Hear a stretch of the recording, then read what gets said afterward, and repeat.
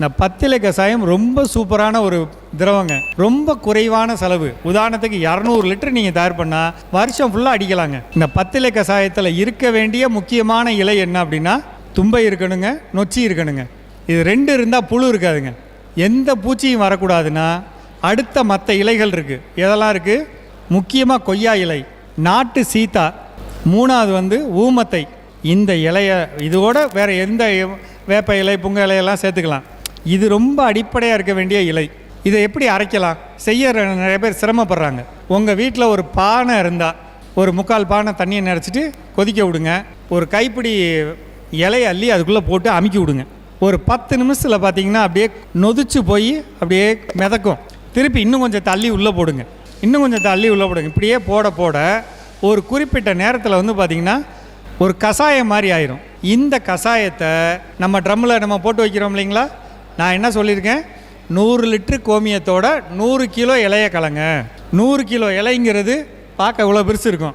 இதை தூக்கி அதுக்குள்ளே அமுக்க முடியாது. அப்போ அமுக்கணும்னா என்ன செய்யணும்? கொதிக்க வச்சு அமுக்கிடணும். சீக்கிரம் ரெடி ஆகும். ஒரு சில விவசாயிகள் என்ன பண்ணுறாங்க, இலையை கீழே போட்டு, முக்கியமாக பப்பாளி இலை மாதிரி இலையெல்லாம் கீழே போட்டு குச்சி எடுத்து அடிக்கிறது. அடித்து அந்த நரம்பெல்லாம் பிச்சு விட்றது. பிச்சு விட்டதுக்கப்புறம் தூக்கி உள்ளே அமுக்கிறது. அப்பையும் அமுங்கும். இதெல்லாம் கஷ்டப்பட்டு செஞ்சிட்றீங்கள. எங்கே தப்பு பண்ணுறோம்? மூடி வைக்க மாட்டேங்கிறோம். பத்திலை கஷாயம் எதுக்கு கொடுக்குறோம்? ஒவ்வொரு பயிர்களுக்கும் 5 வகையான பூச்சி இருக்குது. குறைஞ்சபட்சம் 3 வகையான பூச்சி இருக்குது. ஒரு கத்திரிக்காயில் வர்ற பூச்சி தக்காளிக்கு வராது, மிளகாய்க்கு வராது. அந்த பூச்சிக்கு நான் பறந்து போகிறப்ப வர்ற வாடையை வச்சு இதுதான் கத்திரிக்கான்னு தெரியும். அந்த கத்திரிக்கான்னு தெரிய விடக்கூடாதுங்கிறது தான் பத்திலை கஷாயத்தோட முதல் அடிப்படை.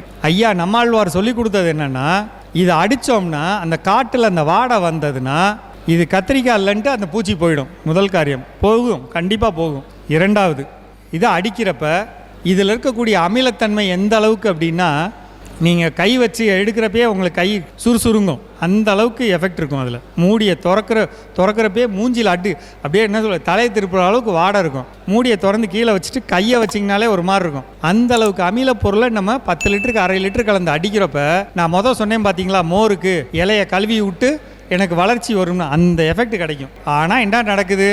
நம்ம மூடியை திறந்து வச்சிடறோம். அந்த காற்றுல அந்த ஆவியெல்லாம் வெளியே போயிடுது. அடித்தாலும் கேட்க மாட்டேங்குது. இதை மட்டும் கவனிங்க. இனிமேல் வர காலத்தில் டைட்டாக மூடி வச்சு செய்யுங்க. ரொம்ப குறைவான செலவு. உதாரணத்துக்கு 200 லிட்டர் நீங்கள் தயார் பண்ணால் வருஷம் ஃபுல்லாக அடிக்கலாங்க. அதை நீங்கள் யோசிச்சு பாருங்கள், செய்யுங்க. சரிங்களா?